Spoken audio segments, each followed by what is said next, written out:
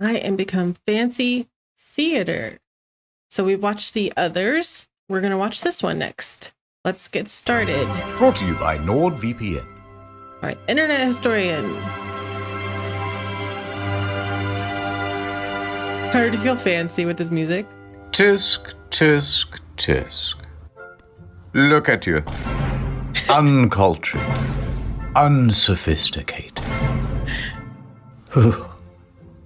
Middle class.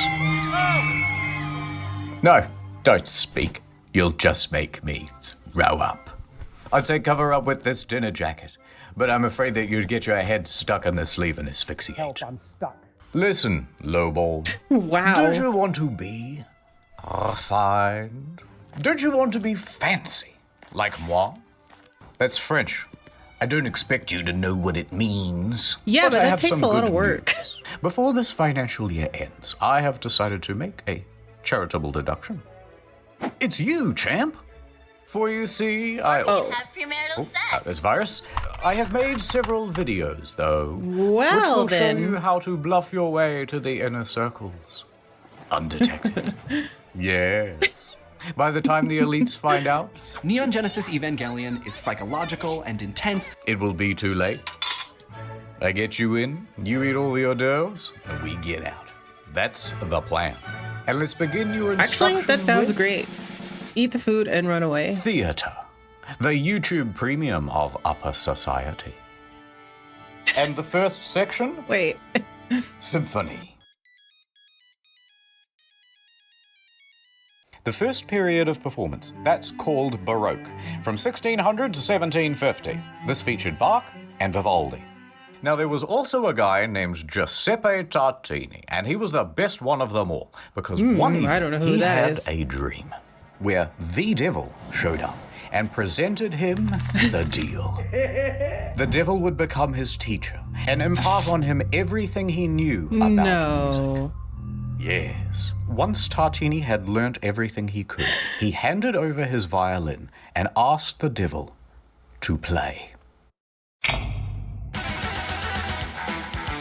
I was The thinking of devil that played song. the greatest musical piece that Tartini had ever... Oh no, I was thinking. Never mind. It wasn't that song. I was thinking the devil went down to Georgia. That's what I was Tartini thinking of. woke up with a gasp, and he tried to recreate what he had heard in the dream. And what he wrote down Was it his a masterpiece? most famous piece, the best thing he had ever written. I mean, whatever gets you motivated, man. And At he least it said, was a good song. This is shite compared to the original. This is nothing better than a tribute. And that's no. where you get the Tenacious D song from. He named this piece The Devil's Trill, and he claimed that the difference between his version and the version in the dream was so great that he would have smashed his violin and quit music forever had he not needed it for his job. Oh. Classical, 1750 to 1830. Mozart and Beethoven show up like da-da-da-da. Now, Beethoven was famously known for going deaf. Once that happened, everyone told Right. him that he should just quit music forever. But he just wouldn't hear it. Anyway, Okay. I also learned that people who are hard of hearing can feel the vibrations of music. And they can there's enjoy so it much too. I could say about these two. Romantic era. Now that's when everybody started kissing, and it's my favorite.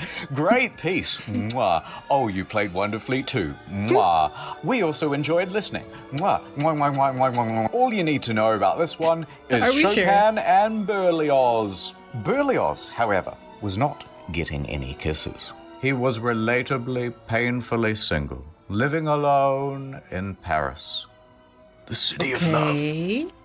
So here's how it started. He's there and he's in his early 20s and he is looking for a new GF. So one day The he look early attends a 20s. Shakespearean play and on stage he spots an actress and he immediately falls in love with her. He wrote her many notes confessing his love, Okay. but her DMs went unreplied. So he began writing a symphony about her. How can she ignore this? And also around this time, he started smoking a lot of opium, but don't worry about that. Anyway, so he wrote That this might piece have caused just problems. for her. Oh, However, God. his DM still went unreplied. For several Oh, months, he started no. to get quite disheartened. Until he saw another girl. So he immediately fell in love with her instead, and he said, you know what? Well, I'm going never to change mind that then. symphony I wrote, so now it's about this other lady, and not about that No. ugly one that I didn't like anyway. This time, happily, she reciprocated, and they fell in love and were set to marry. Suddenly, what the fuck? Phones haven't been invented No. yet. Yes, hello, I'm Don't busy. tell me it's her. Oh, Rome? To study? Absolutely. I'll catch the first flight out. So, Berlioz went to Rome to study music. However, What? while he was away, he got some news. Berlioz. I have to tell you something. Uh-oh. Sacre bleu. Some other, more handsome musician swooped in and married his girl while he was in Rome, and they ran away together. Well, why didn't you take her with you, or you just kind of left Berlioz her? was furious, It and he didn't set seem his like he cared mind very to much. solving the problem. I know what I'm going to do. I see why he's single. I'm gonna murder her and her lover and her mom. And then I'm gonna do a self-murder. All right, so this gets pretty elaborate. His idea is to dress up as a housemaid. He has bought both poison and 2 guns. Now he is going Did to he sneak actually into do the it? house of his ex-fiancée, and there she and her mother will be sipping tea, which he has already poisoned. No. Then he will pull off the clothing and reveal himself. Blam, blam, sad overture. So he heads back home to Paris to do it. But while on his travels there, He takes fails, quite a I while, hope. he has to change carriages. And when he does that, he leaves the guns in one of the little cubbies. So he's lost all his weapons. Good. What is he going to do now? What is Well, happening? his next leg on the stop is Genoa. And he decides, you know what? Let's just skip the murder and go straight to the finale. So he Good. stops off in the port city of Genoa, and he's there at the side of the Mediterranean. He pauses for a moment, then he throws himself in. Now, some people see this whole thing happen, and they think he's had an accident, so they run in to try to save him. They pull him to the shore. And he's mad at He them. lived. So he has now reached his lowest point. He dejectedly Aw. continues home. He gets I mean, back he to was Paris, gonna kill someone, and he so no. wallows around, feeling pretty sorry for himself. But he decides, you know what? I may as well do what I do best in times of trouble. Smoke a lot of opium. And while I do that, I shall write a symphony. This might be the Although I ain't gonna problem. name it after that hoe who stole my heart. And so he went back to work. But here's the thing. It was the greatest piece he had ever written. And it premiered Good. to a huge crowd. And you know what? It was a smash hit. #1 on iTunes. But then, here's a bloody plot twist. Remember the first girl? Well, she attended that concert, and she No realized way. that Berlioz was a genius. Stay And then away she from wrote a babies. letter to your boy saying how good your bloody symphony was, and sorry about not replying, I just put my phone down and got super busy or whatever. Sure By you the did. way, I love you. And so Berlioz goes, well, I love you too. And a year later, they were married. There's a beautiful moral of the story. See, fellas, don't jump in the Mediterranean. Anyway, a few years later, they got divorced. That's the Because message. weirdly, he cheated on his wife with the housemaid. Not that one, Shocker. a different one. But then he married that housemaid. Hooray. But then when he died later on, for some reason, he gets buried what a with shame. both of them. It's kind of strange. But moving They on probably to thought the it was funny. Impressionist musicians. Now that's Claude de... The what now? Oh, Claude, God, that what? did not age well. You know what? You better go to ad time. All right, guys, welcome back to the Nord Stream. Today we're playing Assassin's Creed 3. Chat, come on, chat. Hey, oh, everyone's spamming Nord in the chat. Whoa, a new follower. Hey, welcome to the Dream Team Sub Cream. Thank you so much for the great... What? Unfollowed. Sorry, guys. The cleaners are here. Sorry, just ignore the mess. I haven't cleaned up these bottles yet. I want to play Fallout now. It's just tea. It's just tea. I stream for 10 hours a day, and it's like the algorithm is against me or something. How come everyone is watching Asmon's stream, and I'm not getting any new followers? I'm playing the games. What more do you want me to do? Just a quick word from the sponsor. NordVPN is the VPN that you can trust. So go to nordvpn.com/internethistorian for a huge deal on a 2-year plan plus 4 bonus months for free, plus a 30-day money-back guarantee. My God. Today we are going to be watching the new Snow White movie. I love the intro. Oh, I love seeing that Disney logo. That's brilliant. That's brilliant. Random. Guys, I'm just gonna get up and get some food. I'll be back. I'll be back in a minute. Wait a minute. Oh, we're getting into some controversy here. You really put Brett's version of Snow White in this. Oh my God. What the fuck? Who reported my stream? Hello, my Nordlings. Welcome back to the stream. Can we get some ends in the chat, guys? No, not like that. Mods! Welcome back to the ASMR stream for NordVPN. Today I'm going to be drinking a can of Coke while I say the word Nord. Ooh. Hey, thank you for the tier 3 sub. Dude, no. With NordVPN, I can be outside. Not that. My Don't house, do that. Jack's Film's house, Samito's house, Ordinary Things house. Just like that. Welcome back to the hot tub stream. What do you guys mean? How many hot dogs can I put in my mouth? Why? I'll just... You really can't pick a niche. $5,000 donation. Thank you so much. You guys are such good friends.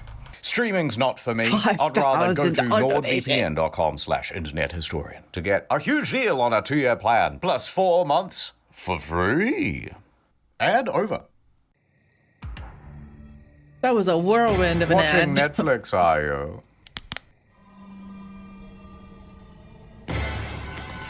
All tucked in with a 3-hour essay on good Yes, game I want to play good, New and Vegas. I want to here's play them all why. now. Fallout New Vegas is actually the only based Bethesda game. Turn that off. I've got something for you much less enjoyable and far more expensive. We're going to the theater. Okay. Theater, from the ancient Greek theatron, the most dramatic of the Transformers. It means a place for viewing. Here's a Roman theater. Guys, this is not the place to learn history. We'll get so They were quite confused. simple back then. You have the stage, the auditorium, and the vomitorium. Now, for a very long time, people What is thought that the that? vomitorium was a place where the Romans would gorge themselves, where they would eat so much that they would throw up and then gorge themselves again because they were so decadent and or bulimic. But it comes from the word vomere, Yeah. which means to spew forth, because that's where people Okay. go in and out. So vomitorium is just a dramatic way of saying the entrance. Now, if you skip Okay. forward to the 1800s, things are getting a lot more modernized, but they still didn't have electric. So they had what's called the limelight. And that's why they say to be in the limelight, to be the star of the show. What they would do was take a piece of quicklime and heat it up super, super hot, which will naturally glow very bright. That They would is then really take reflective smart. mirrors and lenses to focus the beam, and they would use that as an early form of the spotlight. The limelight is not because How it's green, clever. but because it's made from quicklime. In the modern day, things are a lot more advanced, and they can do all Wow. sorts of cool shit with like lasers going into your eyeballs and all sorts of stuff. But it's not just the tech that's had an upgrade, it's the architecture as well. In Elizabethan times, they had the yard, and you could get in here for about a penny apiece. And this is where all the poor people stood to watch the shows. It's like when you go to Oppenheimer and you end up with the worst seats in the IMAX theater, right? But thankfully, in modern times, we have fixed that problem. We kicked out all the poor people and we sunk the floor down low and put in an orchestra pit.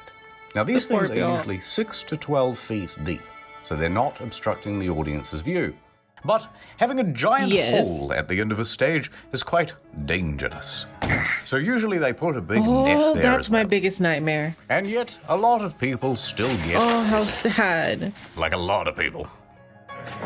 Hey, it's In what's his 2011, face? during a production of The Sound of Music, one of the lead actresses fell into the orchestra just know pit it's coming. and was left paralyzed from the waist down. In 2009, a conductor, not a superconductor, just a regular one, fell 14 feet into the dark pit and broke 9 vertebrae and 1 ankle.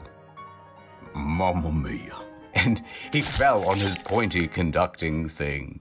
At the Bolshoi Theatre, a violinist died from his injuries after falling into the pit. That's This theatre is prone to horrible. all sorts of accidents, Dang. by the way. It's kind of cursed. But performers and musicians aren't the only ones falling into the pit. In 1988, an 82-year-old man fell from his balcony box seating all the way down into the pit during a performance of Macbeth. He died. Is there really no safety measures they can take at all? Like, okay, make the floor softer or something. Make it not like hardwood or whatever. Make it harder for people to fall off those balconies. Like, it seems like there's something they could do. Like, they'll have railings outside of those balcony seats. Put extra railings on the outside to make it further out so that people can't just fall. I don't know. It seems pretty simple to Very me. spooky. Even already dead people are getting pitted. In 2016, a man sprinkled his friend's ashes You're just into letting the your orchestra actors pit at the Met Theatre. get hurt. This happened during the intermission, and it was a sort of tribute to a mentor of his. But of course, people went, "What the hell are you doing?" Yeah. And he goes, "Oh, I don't know." And he flees the scene. Everyone's coughing and sneezing up dead guy. And No. people think, is this anthrax? What is How this? So funny they and call in the terrible. anti-terrorism police, and the whole show is cancelled for the rest of the evening. God. A quick intermission. Or is it? Ooh, fiddle-tee-dee, I am the trap master. Not like that. Do not ask me to reveal my secrets, woman. I have dedicated my life to the mysteries of the theater. Ah, the theater. She has so many enigmatic traps. Let us start with the most simple, yet devious. The wall trap. It allows the actor to walk These are directly fun. I wanna into be- the I set wanna see piece. them. Ah, where did he go? Nobody knows. Cast your eyes over here to the genie trap. Now the victim stands on this dumbwaiter, and a counterweight launches their hapless body up onto the stage. Wheesh! That seems In the olden days, this circle of flaps would dangerous. sometimes go on top, and then that would make the whole thing just one way. Now, back when they made this thing, they didn't have hydraulics. So instead, they'd have like 6 stagehands pulling as fast as they could. And sometimes it would go totally wonky, or it wouldn't open properly, or they'd only get about halfway through.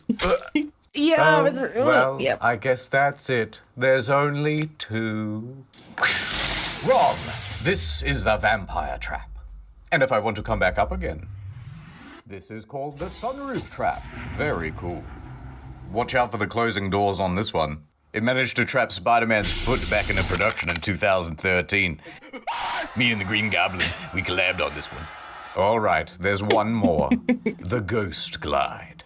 What you do is stand on this slidey bit, and it ascends diagonally, which makes He it look seems like so he's coming out of the dangerous. ground. Everyone. But the ladies are there yawning, they're going, ooh, short ghost. But then, 5 foot, 5'1", 5'2". All the ladies are turning their heads now. 5'3", 5'4", 5'5". All the ladies are loving it. Now, I bet you're wondering, what happens to the actors? I get tired of hearing that argument. Okay. Like, okay, guys like short girls. I'm 5'10". so it's pretty tall. So it goes both ways, y'all. I'm just saying. When they go down these traps. Random topic. Are they dead and gone forever? Yes, sometimes. In 1888, Frederick This is Frederici dangerous. was playing the role of Mephistopheles in Faust at the Princess Theatre in Melbourne. As he descended the trap at the end of the play, goodbye, everybody, goodbye. He had a heart attack and died. Aw. Never seen again. Wait, he was.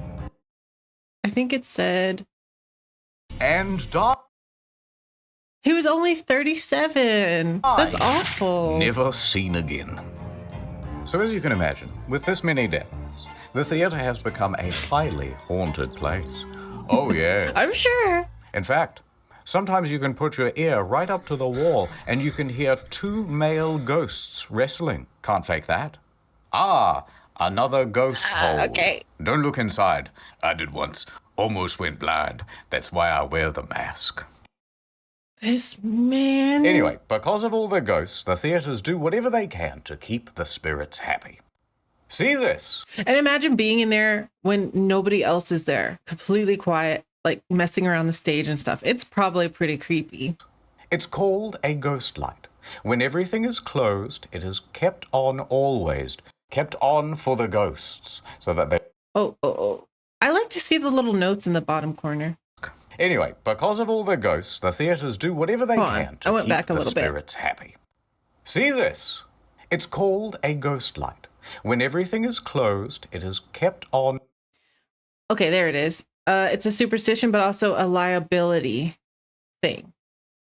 So people that don't hurt themselves. Always. Yeah, you had too Kept many on accidents. for the ghosts. Why don't so you that they check the don't, equipment? pump their shins in the dark or whatever.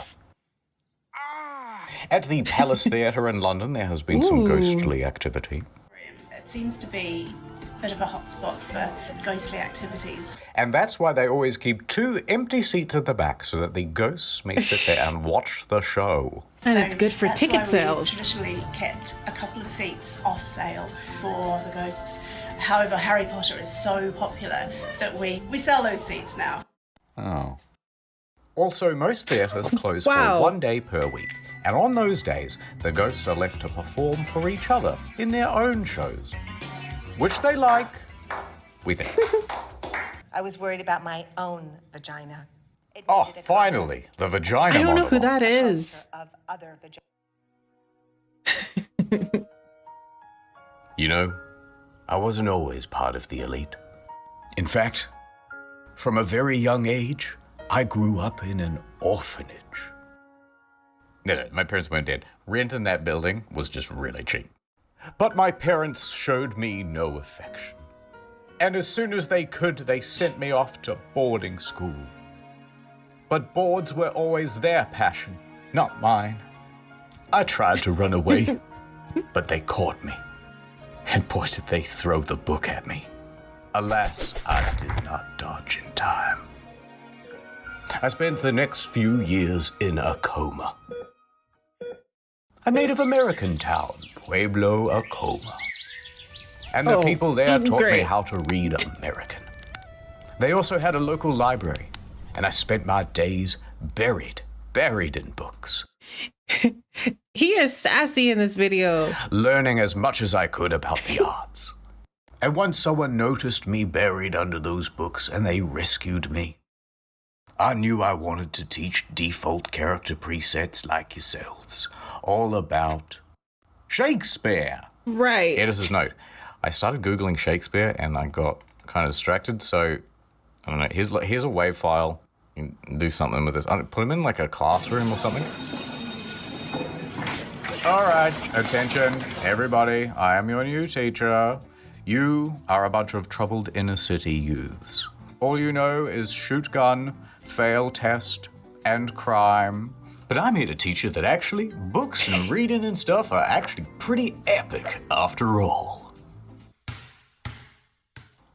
Now, the earliest known written language is what, Mr. Single Parent Household? I don't know, Teach, I don't but you're know. never gonna get through to me. Oh, really? Well, what if I go back in time?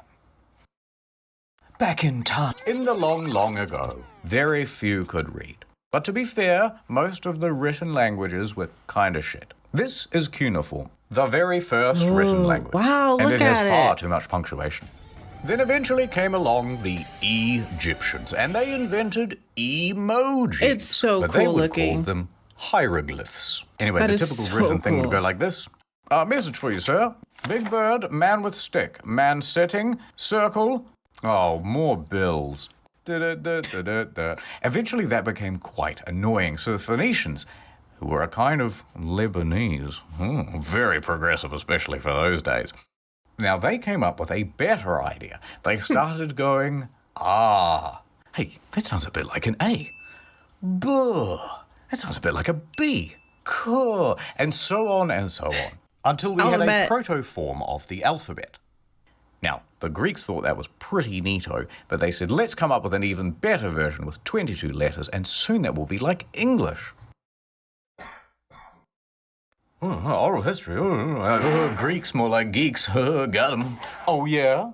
Well, let me tell you about something highly relatable. Of the surviving Greek works, the greatest hits were the Iliad and the Odyssey. Now, because Right. most people couldn't read, this stuff wasn't written down for a very long time, and instead it was memorized and performed. And when they performed it, they used one of these, a lyre. Now, this was great for conveying tone, right? So here's a soft bit, doo-doo-doo, but then this is a big dramatic bit. Dun-dun-dun-dun-dun-dun-dun. Now, the Iliad starts with this guy, Menelaus, king of Sparta. And he has a wife, Yes. Helen, and she is a very fine lady. And then the Prince of Troy shows up. His name is Paris, and he goes, That's a good damn, movie. shorty, awooga, awooga. Hey, that's what he'd say, right? And he and his boys abduct her and took her all the way back to his crib in Troy. Now this It makes started an Menelaus entire quite war. miffed. Hey, hold on there, Buster. He Well, declares yeah. a turf war, but he can't win it alone, so he calls on his homies. Odysseus, king of Ithaca, and Achilles, the best drive-by shooter of all time. Why'd you But put him in Achilles that? is not in the mood to fight, so the whole of the Iliad is basically spent trying to convince this guy to get involved. Yeah.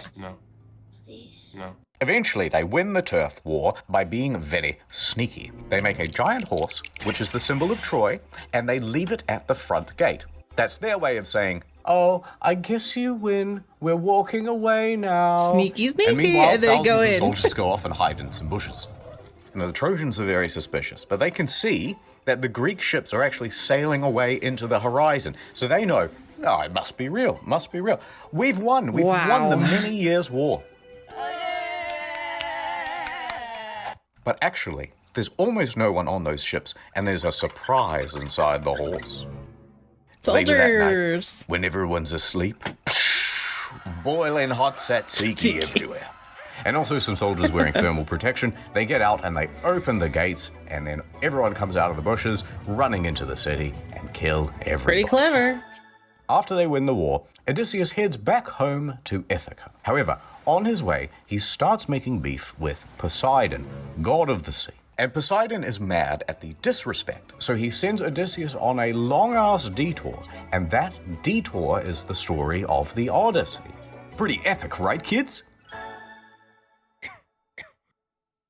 Whoa, Teach, that's fire. I'm starting to come around. That Odysseus guy is literally me. Yeah, I'm gonna try that horse trick on my ops. Homer, from Homer's Odyssey, is not a character in the story. He's the guy who tells the story, Yes. and then people wrote it down. Now, moving chronologically to the next big one, you've got the Bible. And for all practical purposes, this Really? was I didn't know basically that. an oral tradition too. Most people were illiterate by this point, and the Bible was written in Latin, and pretty much only the clergy knew Latin. So they would be the one to recite it to people. That's It says that the cute lady at the front should go sorry, but that's a bit suspicious to on a me. date with me, please. Listen, Right, like you could literally put anything you want if nobody else can read it. I'm just the saying. rules are the rules. I didn't say it. The book did. There was a translated version into English, the Wycliffe's Bible, and you better believe that thing was a threat to the order. So they made that illegal to own. What? And if you were found Wycliffe. with an unlicensed copy, the punishment would be death. So it remained. The Bible Which is was read to odd. the people. Don't you Now, think? by the 1300s came Chaucer, who wrote the Canterbury Tales, and that was a pretty big deal. Oh. Get this book now. Because it's one of the first significant works written in Middle English. I didn't know that. We had to read that in school, and I don't remember anything about it except for the title. What is it? I don't remember. It describes a bunch of people making a pilgrimage from Southwark to Canterbury. Here to here, which was the longest journey anyone had ever made in the 1300s. And now, it's a whole series of stories, and most of them can be boiled down to, how come if everyone is on a pilgrimage, you're all so focused on material stuff? Oh, hypocrites much? Dong. It's now the 1600s, and they've updated all the textbooks from Middle English to regular. In 1601, King James I said, all right, you know what? Let's everyone have a copy of the Bible they can read. Let's do a King James Bible. I won't feature it, but I'd love to be in the title. And he commissioned a committee of scholars to rewrite the thing in English, God's language. That was not spelled correctly. It took 8 years. And that brings us to Shakespeare. And he's a huge deal. Oh, look, we're out of time. But sir, we're supposed to do penis inspection day today. No, there's no time. Roll the end card. The end. All right, that's the lesson. You watched the whole video. Or at least, you had it on in the background while you scrolled your phone. And I couldn't be prouder of you. There's just one more quick thing I want to tell you about. Theater props. For example, this gun. Now, the thing... Okay. Oh, look who it is. Oh, dear. I know what you're thinking, but it's just an actor. Yeah. We all know that the real Lincoln is dead. When he fell asleep on the tracks of the Underground Railroad. Anyway, this thing... I don't know the conspiracy on that, but... super realistic. Although the trigger is a little loose. It's interesting. Ruh-roh. Congrats. Oh, I can't believe you did that. But I won't tell anyone. And, in fact, good news. I'm going to make you my little protege. There's not even a minute left in this video. I wanted to keep going. Protege. And I got so many more lessons to teach. Still here. Yes, just a little cleaning. More good news. Next video is almost done. It'll be on incognito mode, and it's about the arts. And the next main channel video is also nearly done. That'll be out shortly after. If you're looking for more content in the meanwhile, we have another channel called Story Mode. The Metal Gear Solid and Forspoken videos are especially good. Don't forget NordVPN. I will look that up. Thank you for watching. More soon. I kind of wanted him to keep going. It was really good. I was just like completely vested. I'm sure I wasn't saying enough. I just thought it was really interesting. That went by very fast for me. Yeah, I'll leave this video in the description if you want to go watch it for yourself. Let me know any other videos that you want me to watch. I have a couple lined up from you guys recommending. Other than that, I have nothing else to say, and I will see you in the next one.